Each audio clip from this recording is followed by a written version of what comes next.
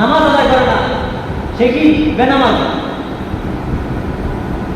যে নামাজ পড়ে না তাকে বলা হয় কি বেনামাজি। খাবার খেতে হবে হালাল উপার্জন করে। আপনার নামাজ পড়লেন, আপনার বিবি নামাজ পড়লো না, আপনার বিবি আপনাকে রান্না বান্না করে খাওয়াইলো, আপনি খাইলেন, ইবাদত কি শক্ত হইল? হ্যাঁ, এই জন্য আপনি নামাজ পড়বেন, আপনার স্ত্রীকে নামাজের তাগিদ দিবেন, আপনার ছেলেকে নামাজের তাগিদ দিবেন, আপনার মেয়েকে নামাজের তাগিদ দিবেন।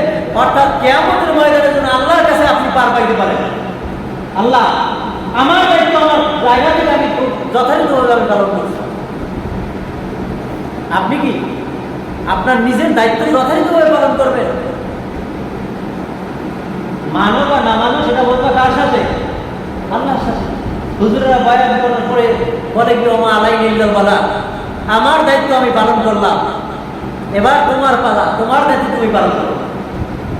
হুজুরেরা বলার কারণ বলছে, এবার আপনি শুনবেন, আমল করবেন, এবার আপনার দায়িত্ব আপনি পালন করবেন কি করবেন না, জবাব দেবেন আপনি আল্লাহর কাছে। আপনার কবরে আপনি যাবেন, আমার কবরে আমি যাবো। আপনার প্রশ্নের জবাব আপনি দেবেন, আমার প্রশ্নের জবাব আমি দেব। লাগবে কি না? কবর ভয়াবহ জায়গা, হাসর খুব কঠিন পরিস্থিতি, মিজান খুব পরিস্থিতি, পুলসিরাতের খুব ভয়াবহ পরিস্থিতি। এই তিনটা জায়গায় আপনার কেউ কোনো উপকারে আসবে না। আমাদের আয়েশা রাদিয়াল্লাহু তাআলা আনহা জিজ্ঞেস করলেন, ইয়া রাসূলুল্লাহ, ইয়া হাবিবাল্লাহ, কিয়ামতের ময়দানে সবাই উলঙ্গ অবস্থায় থাকবে, আমি আয়েশা উলঙ্গ অবস্থায় থাকবো, তাহলে মানুষ কি আমার দিকে তাকাবে না? মানুষ তো আমার দিকে তাকাবে, আমাকে দেখবে, একে অপরকে দেখবে। আল্লাহ হাবিব জনাব মুহাম্মদ রাসূলুল্লাহ সাল্লাল্লাহু আলাইহি ওয়াসাল্লাম ফরমান যে আয়েশা, সেই কঠিন ভয়াবহ পরিস্থিতির ভিতরে তোমাকে তো একটা দূরের কথা, তার নিজের চিন্তায় তিনি বেদিক হয়েছে, তোমার দিকে তাকাবে কখন? ইয়া নফসি বলে চিন্তা করে থাকবে, আমি বাঁচি, আমি কিভাবে বাঁচবো, আমি কিভাবে পুলসিরাতের পথ পার হবো। আয়েশা, তোমার দিকে তাকানোর কোনো সুযোগ নাই। একে অপর উলঙ্গ থাকবে, কিন্তু কেউ কারো দিকে তাকানোর সুযোগ থাকবে না। তিনটা জায়গায় স্ত্রী, পুত্র, ছেলে, সন্তান, কেউ কারো কোনো উপকারে আসবে না। নবীরে পর্যন্ত বলবে নাফসি নাফসি, তাহলে আপনি আমি কোথায়? সমস্ত নবীরা বলবে নাফসি নাফসি, আর আমাদের নবী জনাব মুহাম্মদ রাসূলুল্লাহ সাল্লাল্লাহু আলাইহি ওয়াসাল্লাম বলবে ইয়া হাবলি উম্মতি, ইয়া হাবলি উম্মতি। তিনি নাফসি বলবে না, যে আমার উম্মতের চিন্তায় আমি যদি সমস্ত নবীদের নবী, সমস্ত 18,000 মাখলুকাতের নবী, বিশ্ব নবী, তিনি বলবে কি ইয়া হাবলি উম্মতি, ইয়া হাবলি উম্মতি। উম্মতেরা দুনিয়াতে থাকা অবস্থায় নেক আমল করো। ইয়া আইয়ুহাল্লাযীনা আমানু কু আনফুসাকুম ওয়া আহলিকুম নারা, তুমি নিজে দোজখের আগুন থেকে বাঁচো, তোমার আহার পরিবার, পরিজন, ছেলে সন্তান, স্ত্রী, পুত্র, এদেরকে ওই জাহান্নামের আগুন থেকে বাঁচাও। তুমি নিজে যদি না বাঁচো, তোমার ছেলেকে বাঁচাইতে পারবে না, তোমার মেয়েকে বাঁচাইতে পারবে না, তোমার স্ত্রীকে বাঁচাইতে পারবে না। এই জন্য তাদেরকে বাঁচাতে হলে তুমি নিজে আগে দোজখের আগুন থেকে বাঁচো, এরপরে এদেরকে বাঁচানোর জন্য তুমি চেষ্টা করো। কবর বড় ভয়াবহ জায়গা। ওই কিয়ামতের কঠিন মুসিবতের সময় কেউ কারো উপকারে আসবে না, ছেলে মেয়ে কেউ উপকারে আসবে না। ওই কবরে যাবে, নিয়ে যাইবে, কি হিসাব দেবে, মরা যেহেতু লাগবে, কবরে কি জবাব দিবে, এই হিসাব নিকাশ গুলো দুনিয়াতে থাকা অবস্থায় কামাই করে নিয়ে যাওয়া লাগবে কি লাগবে না? যখন কোন ব্যক্তি মারা যাবে, দুনিয়া ছেড়ে বিদায় নিয়ে অন্ধকার কবরে চলে যাবে, রাসূল পাক সাল্লাল্লাহু আলাইহি ওয়াসাল্লাম ফরমান, নেককার আর বদকার দুই ব্যক্তির ভিতরে পার্থক্য হবে। কেমন পার্থক্য? যখন জাহান্নাম নির্ধারিত করা হয়ে যায় যে জাহান্নামের ঘোষণা দেওয়া হবে, বেনামাজি বেঈমানদের দিনটা হবে দুনিয়ার জমিনের 50,000 বছরের সমান হবে একটা দিন। আর আমরা যখন নামাজ আদায় করতে আসলাম, 2 রাকাত ফরজ নামাজ আদায় করতে যতটুকু পরিমাণ সময় লাগে, আল্লাহর হাবিব জনাবে মুহাম্মদুর রাসূলুল্লাহ সাল্লাল্লাহু আলাইহি ওয়াসাল্লাম ফরমান, নেককার যারা হবে, নামাজি যারা হবে, পরহেজগার যারা হবে, কিয়ামত যখন সংঘটিত হবে, এই না 2 রাকাত নামাজ আদায় করতে যতটুকু সময় লাগে তার থেকে কম সময়ে মনে হবে। যারা বেনামাজি না, বেনামাজি এদের একটা দিন হবে 50,000 বছরের সমান। আর যারা নেককার তাদের দিন পার হবে 2 রাকাত নামাজ আদায় করতে যতটুকু পরিমাণ সময় লাগে তার থেকে কম সময় মনে হবে। ওই কঠিন মুসিবতের সময় আল্লাহর হাবিব জনাবে মুহাম্মদুর রাসূলুল্লাহ সাল্লাল্লাহু আলাইহি ওয়াসাল্লাম আয়েশাকে ডেকে বলো, আয়েশা, ওই কঠিন মুসিবতের সময় কেউ কোনো উপকারে আসবে না, ছেলে উপকারে আসবে না, মেয়ে উপকারে আসবে না, কেউ কোনো উপকারে আসবে না। ওই কিয়ামতের ময়দানে সবাই উলঙ্গ থাকবে, কিন্তু কেউ একে অপরের দিকে তাকানোর কোনো সুযোগ পাবে না। মানুষ টেনশনে পড়ে থাকবে, পুলসিরাতের পর কিভাবে পার হবে। এমন পুলসিরাতের পর মাথার যে চুল দেখতে পায়, এই চুলের চাইতেও চিকন হবে পুলসিরাতের পর। বেনামাজি যারা হবে, যারা পুলসিরাতের পর পার হইতে পারবে না, পুলসিরাতের কোলের নিচে হলো জাহান্নাম। ইয়া আইয়ুহাল্লাযীনা আমানু কু আনফুসাকুম ওয়া আহলিকুম নার। ওই দুজনের আগুন থেকে কিভাবে বাঁচবা? না, জাহান্নামের আগুন। পুলসিরাতের কোল যখন পার হবে, বেনামাজিরা পুলের কিনারায় গিয়ে থর থর থর থর করে কাঁপা শুরু করে দেবে। বেনামাজিগুলো পার হইতে পারবে না। পুলসিরাতের কোল ছিঁড়িয়া জাহান্নামের ভিতরে পড়িয়া যাইবে। জাহান্নামের ভিতরে পড়িয়া বেনামাজিগুলা চিৎকার করে কান্না শুরু করবে, কান্না আর কান্না, কিন্তু কোন উপকারে বেনামাজিরা আসবে না। তাহলে পুলসিরাতের কোল কিভাবে পার হবে? সেই জন্য সবাই বেহুশ হয়ে থাকবে। ও আয়েশা, কেউ কোন উপকারে আসবে না, একে অপরের দিকে তাকানোর সুযোগ পাবে না। আর যারা নামাজি হবে, আল্লাহওয়ালা হবে, খাঁটি নবীর আশিক হতে পারবে, তারা পুলসিরাতের কোলের কিনারায় যখন হাজির হবে, তারা বিজলির দেয়, মানুষ যে চোখের পলক দেয়, এই চোখের পলক দিতে যতটুকু পরিমাণ সময় লাগে, এই পুলসিরাতের কোল পার হইতে ততটুকু সময় তাদের লাগবে না। মানুষগুলা টেনশনে পড়ে থাকে। আমল নামাজি মানুষের আমল নামা কোন হাতে আসবে? মিজানের পাল্লার কিনারে মানুষগুলো হাজির হয়ে যাইবে।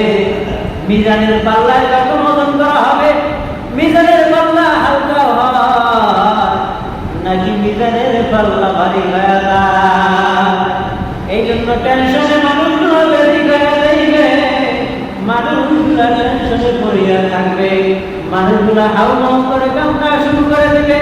কিভাবে মিজানের পাল্লায় ওজন করা হবে? বেনামাজিগুলা যখন নেকের পাল্লায় ওজন করা হবে, নেকের পাল্লা হালকা হয়ে যাইবে, আর গুনার পাল্লা ভারী হয়ে যাইবে। এই টেনশনে মানুষগুলা বেশি হয়ে যাইবে।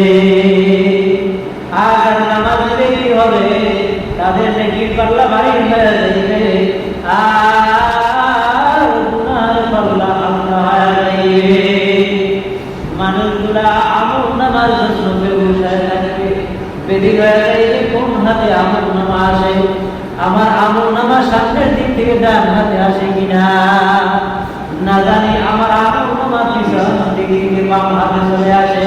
যদি আমার আমলনামা ডান হাতে চলে আসে, আমার স্থান হবে জান্নাত।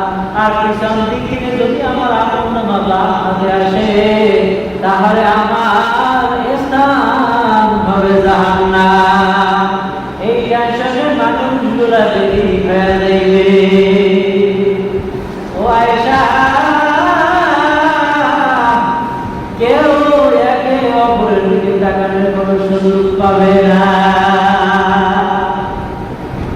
যখন মিজানের বান্দার হিসাব নিকাশগুলো হয়ে যাইবে, পুলসিরাতের উপর পার হয়ে যাইবে, এই সমস্ত হিসাব নিকাশগুলো কমপ্লিট করার পর মানুষগুলা দৌড়ে যাইবে জাহান্নাম যখন ঘোষণা হয়ে যাইবে।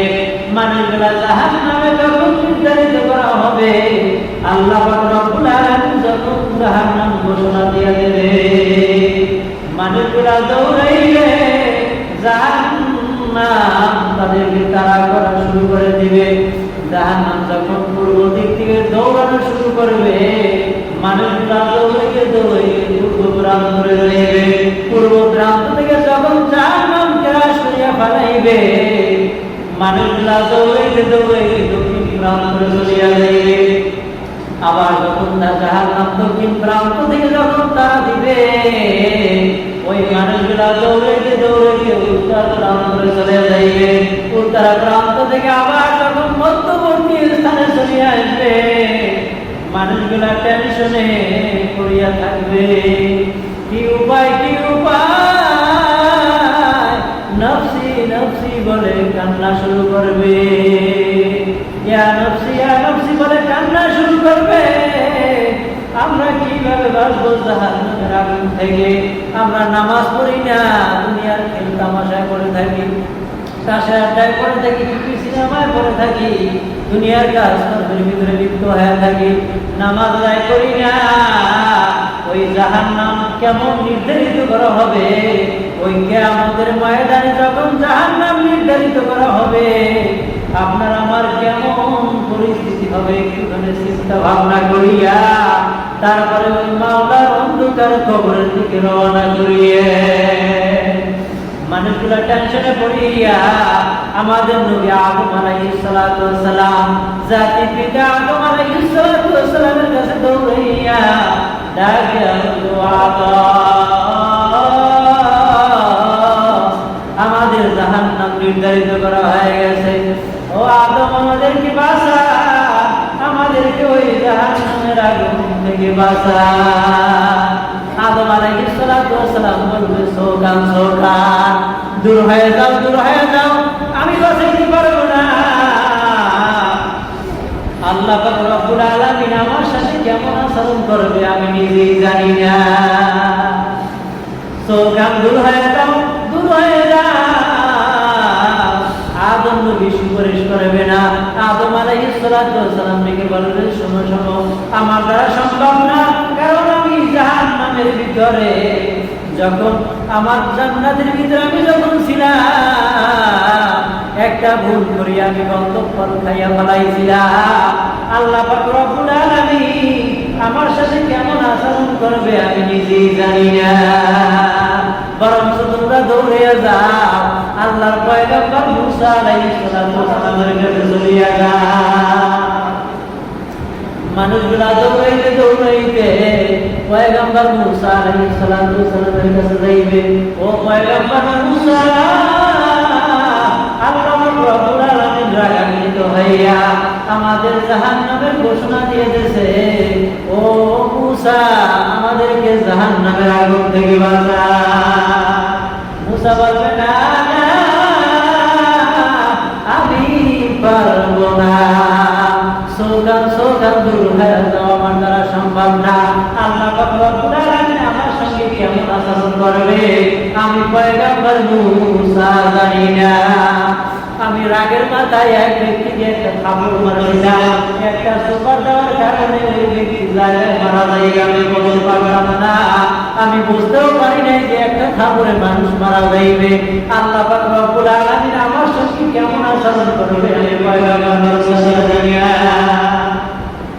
আল্লাহ আল্লাহ কে মুবারক নাম হায়, আল্লাহ আল্লাহ মোমেনু কা কাম হায়। পয়গম্বর মুসা বলবে না না আমি পারবো না, তোমরা চলিয়া যাও ইব্রাহিম আলাইহিস সালামের কাছে। মানুষগুলা দৌড়াইতে ইব্রাহিম আলাইহিস সালামের কাছে চলিয়া যাইবে। ইব্রাহিম আলাইহিস সালাম বলবে আমি পারবো না, যাও যাও দূর হয়ে যাও, আমার দ্বারা সম্ভব না, আমি নিজের চিন্তাই বেদি। বরঞ্চ তোমরা দৌড়াইয়া যাও, একজন পয়গম্বর আছে যার নাম হযরত ঈসা আলাইহিস সালাম। মানুষগুলা দৌড়াইয়া পয়গম্বর ঈসা আলাইহিস সালামের কাছে যাইবে, বলবো ও পয়গম্বর ঈসা আপনি আমাদেরকে জাহান্নামের আগুন থেকে বাঁচান। আল্লাহ পাক রব্বুল আলামিন জাহান্নাম ঘোষণা দিয়ে দিয়েছে, জাহান্নাম নির্ধারিত হয়ে গেছে, এই জাহান্নাম ছাড়া আমাদের আর কোনো উপায় নাই। ও পয়গম্বর ঈসা আমাদেরকে ওই জাহান্নামের আগুন থেকে বাঁচান। ঈসা আলাইহিস সালাম বলবেন না না আমি পারবো না, আমাকে আমাকে বনি ইসরাইলের লোকেরা আমাদেরকে আল্লাহর সন্তান বলে আখ্যায়িত করেছে। আল্লাহ পাক রব্বুল আলামিন আমার সঙ্গে কেমন আচরণ করবে আমি নিজেই জানি না। আমি নাকি আল্লাহর সন্তান, আল্লাহ পাক রব্বুল আলামিন আমার সঙ্গে কেমন আচরণ করবে আমি নিজেই জানি না। সোগান হয়ে যাও, আমি পারবো না, আমি পারবো না। তাহলে আমরা কার কাছে যাব? একজন পয়গম্বর আছে, যদি তিনি পারে, যার নাম হলো জনাবে মুহাম্মদুর রাসূলুল্লাহ সাল্লাল্লাহু আলাইহি ওয়াসাল্লামের নিকট চলিয়া যাও। পয়গম্বর আল্লাহর হাবিব জনাবে মুহাম্মদুর রাসূলুল্লাহ সাল্লাল্লাহু আলাইহি ওয়াসাল্লাম জাহান্নামের দরজার কিনারায় সিজদারত অবস্থায় পড়ে আছে, আর বলতেছে ইয়া হাবিব উম্মতি, ইয়া হাবিব উম্মতি বলে কাঁদতেছে। মানুষগুলা দৌড়াইয়া আল্লাহর হাবিব জনাবে মুহাম্মদুর রাসূলুল্লাহ সাল্লাল্লাহু আলাইহি ওয়াসাল্লামের নিকট চলিয়া যাইবে, বলবো ও আল্লাহর হাবিব, ও পয়গম্বর, আল্লাহ পাক রব্বুল আলামিন আমাদেরকে জাহান্নামের ঘোষণা দিয়েছে। ও পয়গম্বর আমাকে দোজখের আগুন থেকে বাঁচান। আল্লাহর হাবিব জনাবে মুহাম্মদুর রাসূলুল্লাহ সাল্লাল্লাহু আলাইহি ওয়াসাল্লাম মাথা থেকে সিজদা থেকে মাথাটা উঠাইয়া আল্লাহ পাক রব্বুল আলামিনকে ডেকে বলল ও আল্লাহর পয়গম্বর আপনি সিজদা থেকে মাথা উঠান। আল্লাহর হাবিব জনাবে মুহাম্মদুর রাসূলুল্লাহ সাল্লাল্লাহু আলাইহি ওয়াসাল্লাম আল্লাহকে ডেকে বলল আল্লাহ আপনি আমার উম্মতদেরকে মাফ করে দেন, আমার উম্মতদেরকে জাহান্নামের আগুন থেকে মুক্তি দিয়ে দেন। আল্লাহ পাক রব্বুল আলামিন প্রথম প্রশ্নের কথা শুনবে না, দ্বিতীয়বার আবার যখন আল্লাহ পাক রব্বুল আলামিনের কাছে বলবে আল্লাহ শুনে না, তৃতীয়বার পয়গম্বরের কথা শুনে না। এবার আল্লাহর হাবিব জনাবে মুহাম্মদুর রাসূলুল্লাহ সাল্লাল্লাহু আলাইহি ওয়াসাল্লাম উম্মতদেরকে ডাকে বলতেছে ও আমার উম্মতেরা তাড়াতাড়ি আমার সঙ্গে দৌড় দেওয়া শুরু করে দাও। জাহান্নামের দিকে যখন আল্লাহর হাবিব জনাবে মুহাম্মদুর রাসূলুল্লাহ সাল্লাল্লাহু আলাইহি ওয়াসাল্লাম দৌড় দেওয়া শুরু করলেন, আল্লাহ পাক রব্বুল আলামিনের ফেরেশতারা ডেকে বলে ও আল্লাহর পয়গম্বর আল্লাহ আপনার হাবিবকে বাঁচান, আল্লাহ আপনার হাবিবকে থামান, আপনার হাবিব যদি রাগান্বিত হইয়া এই জাহান্নামের ভিতরে যদি পড়িয়া যায়, এই জাহান্নামের আগুন যদি নিভিয়া যায়, আর কোনদিন জাহান্নামের আগুন আর জ্বলবে না। আল্লাহর হাবিবকে ডাক দেওয়া হলো পয়গম্বর আপনি থামেন, আপনি থামেন, আপনি থামেন। আপনার উম্মতের তার সরিষা পরিমাণও যদি একটা আমল থাকে আপনার উম্মতদেরকে বাঁচিয়া বাঁচিয়া টানিয়া টানিয়া জাহান্নামের থেকে আপনি জান্নাতের দিকে নিয়ে যান। আমরা সেই পরিস্থিতির ভিতরে আমরা পড়বো কি পড়বো না? কবরে যাওয়া লাগবে কি লাগবে না? হাসরের দিন ওঠা লাগবে কি লাগবে না? মিজানের দিন আপনার আমার আমল নামার ভিতরে হিসাব নিকাশ হবে কি হবে না? পুলসিরাতের পোল পার হওয়া লাগবে কি লাগবে না? কিয়ামতের ময়দানে মানুষগুলা জাহান্নাম যখন নির্ধারিত হয়ে যাইবে, আপনি আমি জাহান্নামের আযাবগুলা ভোগ করার পর কিয়ামতের ময়দানে সবাই একত্রিত হয়ে উঠবো কি উঠবো না?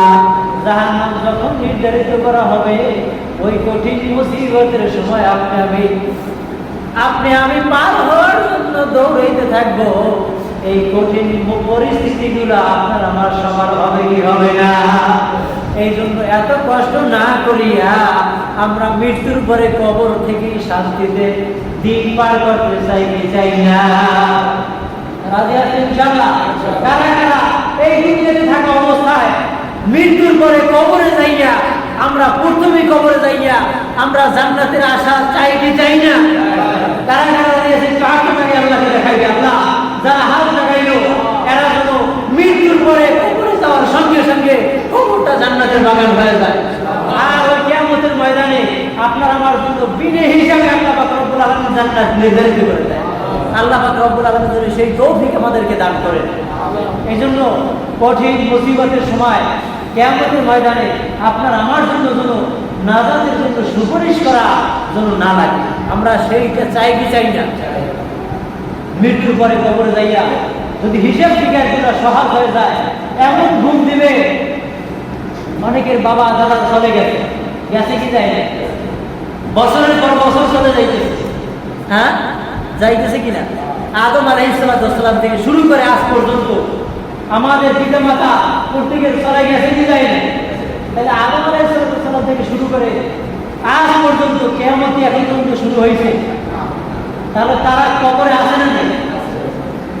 চিন্তা করেন, যদি ভালো কাজ করে যাওয়া যায়, কিয়ামত কবে হবে কারো জানা নাই। কিন্তু ওই মুহাম্মদ সাল্লাল্লাহু আলাইহি ওয়াসাল্লাম থেকে শুরু করে আদম আলাইহিস সালাম থেকে শুরু করে আজ পর্যন্ত যত মানুষ করে চলে গেছে, যদি নেক আমল করে যাওয়া যায়, কবরে রাখার সঙ্গে সঙ্গে ওই এমন ঘুম কবরের ভিতরে দেবে, কিয়ামতের ময়দানে এক ঘুমে তারা কিয়ামতের ময়দানে উন্নীত হবে। আর দেখেন, তারা যে এমন নেককার করে কবরে চলে গেছে, তারা এমন ভাবে ঘুমাইতেছে। আপনি আমি দেখতেছি যে ওই কবে ঘুমাইছে, এখন পর্যন্ত কিয়ামত শুরু হয় নাই। কিন্তু ওই নেককারদের দিনটা হবে কেমন? আমরা যে আজকে জুমার দিন 2 রাকাত ফরজ নামাজ আদায় করব, এই 2 রাকাত নামাজ আদায় করতে যতটুকু পরিমাণ সময় লাগে, ওই আদম আলাইহিস সালাম থেকে শুরু করে কিয়ামত পর্যন্ত এই যত সময় দুনিয়াতে কাটিয়ে যাইবে, কিন্তু মৃত্যুর পরে এই 2 রাকাত নামাজ আদায় করতে যতটুকু পরিমাণ সময় লাগে, তার চাইতেও কম সময় তাদের কাছে মনে হয়। তাহলে আমরা নেক আমল করে এই সময়টুকু চাই কি চাই না? আর যদি নেক আমল করে যদি যাইতে না পারি, তাহলে একটা দিন হবে 50,000 বছরের সমান জাহান্নাম। সেই জাহান্নামের আগুনে জ্বলা লাগবে কি লাগবে না? এই জন্য কবরে যাওয়ার পর, এই দুনিয়াতে থাকা অবস্থায় যদি নেক আমল করতে না পারেন, কবরে যাওয়ার পর ধরা খাওয়া লাগবে কি লাগবে না? কবরেই আযাব শুরু হয়ে গেছে। আযাব ভোগ করতে করতে করতে করতে কবরের পর হাসরের ময়দানে আমরা সবাই উঠব হিসাব নিকাশ দেওয়ার জন্য। কি আমল নামা দুনিয়ার জমিনে মুখে কামাই করলাম, হিসাব নিকাশ যদি ভালো হয় তাহলে শান্তি পাইলাম, আর যদি খারাপ হয় তাহলে তো গেলাম। মিজান নির্ধারিত করা হবে। দেখেন, অনেকে যখন ট্রেনিং দেয়, পরীক্ষা দেয়, ড্রাইভিং যখন পরীক্ষা দেয়, আছে অনেকে একটা পরীক্ষা দেওয়ার পর এক্সামের পর আবার আরেক ধাপ দেয়, আর এক ধাপের পর আবার আরেক ধাপ শুরু হয়, পরের ধাপ আবার আরেকটা শুরু হয়। তাই কবরের পর পরের ধাপ হাসর শুরু হবে, হাসরের পর মিজান শুরু হবে, মিজানের পর পুলসিরাত শুরু হবে, পুলসিরাতের পর কিয়ামতের ময়দান কায়েম হবে, কিয়ামতের ময়দান শুরু হবে। সেই হিসাব নিকাশগুলো আপনি আমি কিভাবে দেব? এই জন্য দুনিয়াতে থাকা অবস্থায় আমরা যেহেতু কবরে যাইয়া শান্তিতে থাকবো, আমরা ন্যায় করছি, এই জন্য আসর থেকে আর নামাজ পড়া লাগবে না। হ্যাঁ, নামাজ পড়া লাগবে, লাগবে কিনা? তাহলে বলেন, আজান যখন হয়ে যাইবে তাসের আড্ডায় কি আর বসে থাকা যাইবে? ওয়াদা করছেন মসজিদে বসে, কিয়ামতের কথা স্মরণ করে ওয়াদা করছেন। হ্যাঁ, এশারের সময় ভুললে যাইয়া মোনাজাতে বসে যাইবে। ওই যে জাকারিয়া নবী আলাইহিস সালাতু ওয়াস সালামের থেকে শুরু করে যখন শয়তান মোনাজাতে বসাইতে গেছে, শয়তান কি করছে? জাকারিয়া নবী গাছের ভিতরে, শয়তান মোনাজাতে বসাইতে দোস্তরা তোরা বা গাছের পাতা সিজিয়া তার সাথে শুরু করে। এই মোনাজাত এখনো আছে না নাই? জাকারিয়া নবী গেছে কবে? আমাদের নবীর আগে না পরে? আগে। ওই জাকারিয়া নবী থেকে শুরু করে আজ পর্যন্ত সেই শয়তানের দলবল যারা আছে এখনো তারা সেই মোনাজাত ধরে রাখছে কি রাখে না? তাহলে নামাজের সময় হইলে আমরা মোনাজাতে বসে থাকবো? হ্যাঁ, টিভির সামনে বসে থাকবো? দুনিয়ার খেল তামাশা সব দুনিয়াতে পড়ে থাকবে, তার সাথে দুনিয়াতে পড়ে থাকবে, টিভি সিনেমা পড়ে থাকবে, কিন্তু আপনি আমি থাকবো না। ভাই, কথায় রাগ হইতে পারেন, অনেকের দাড়ি পাইকে গেছে, কথায় রাগ হইেন না। মরতে হবে, কবরে যাওয়া লাগবে, আপনার কবরে আপনার হিসাব জিজ্ঞাসা দেওয়া লাগবে। তাহলে আপনি নামাজ আদায় করলেন না, মসজিদের মাইক থেকে এলান